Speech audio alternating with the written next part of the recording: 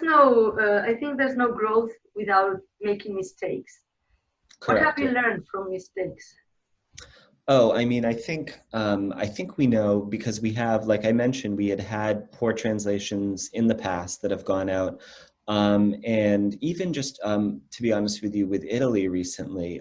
So we sell in the Free Prints app. It's the primary focus is prints, our photo prints, but it sells other items within the app too in certain countries, the U.S., the U.K., and France, and so you could buy a mug or a pillow or, you know, a canvas or things like that.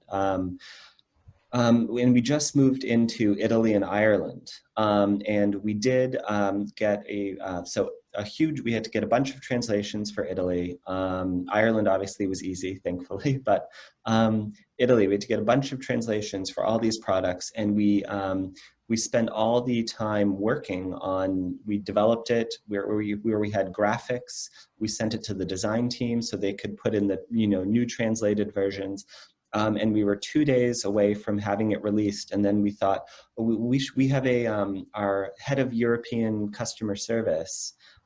He works in Paris, but he's from Italy. So we thought, oh, let's have him take a look at it, just in case, even though it had already been through our normal translation process.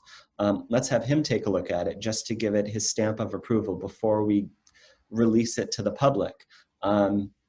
And he took a look at it, and he just found dozens and dozens of mistakes and problems and things that were missing. And I think that was a kind of a somber reminder of a missing part in our process, where we do need to have kind of a better process in terms of having things checked or reviewed by the people we trust before we go live with something, because I think we felt very confident that it didn't need that extra check, that the translations that we had received were fine. And had we not had this, I mean, we would have had very confused and disappointed people, and people, like you said earlier, people who didn't necessarily trust us. So it was a big mistake that we didn't have that built into our process, that final check, especially because this was the first launch in this country. It just wasn't an addition, it wasn't a small feature, it was a major effort. And we didn't, I mean, you could say it's because we were so trusting of our original process, which would be naive, I would think. But I think that's kind of forced us to consider how the next time we do a major push for a new feature in a country, after we have that translation, after we spend all that time developing it, after we have a test, a test version of the app that can be looked at, then going back to our translators, going back to our consultants, and just, please give it a look over. Our development team is partly here in Los Angeles, and it's partly in Shanghai.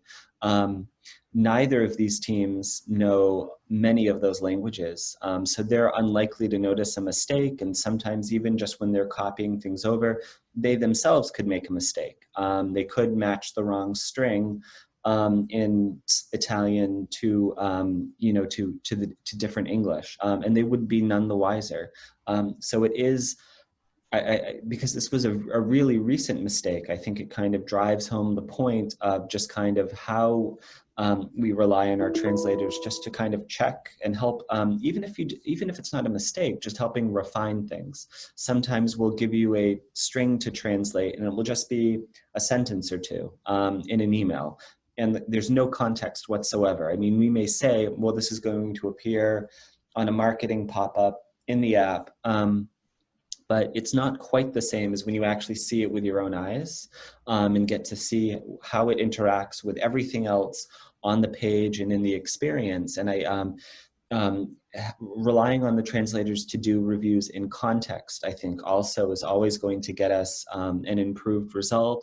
And they'll just, again, it's not that what they originally gave us is always necessarily would be wrong, but they may think, oh, well, now that I see what it looks like, here's something that you could do that's even better. Yeah, but what you said, it's an interesting point, because some people may think, well, if I'm working with a translator, I should trust them. And then why should I do another check afterwards? Yeah. But we are human, and after all, you are the one. When I say you, I mean the client, the company knows the product better than anybody else. So that's where the in-country reviewers come in place, because they are the ones checking the app or the files to make sure they make sense to a native speaker. But this doesn't mean that the translators are doing a bad job, but it's again another way of checking that everything is fine. But many people don't see the importance of this final step of checking that everything makes sense, even if it's a short sentence. So that's good.